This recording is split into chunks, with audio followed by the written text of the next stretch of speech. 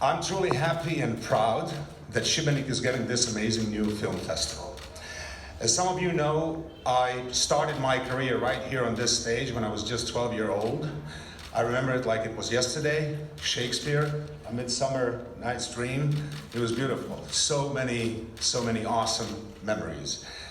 Now I started in this theater, then moved on to movies and television. Acting is one of the bonding forces between these mediums.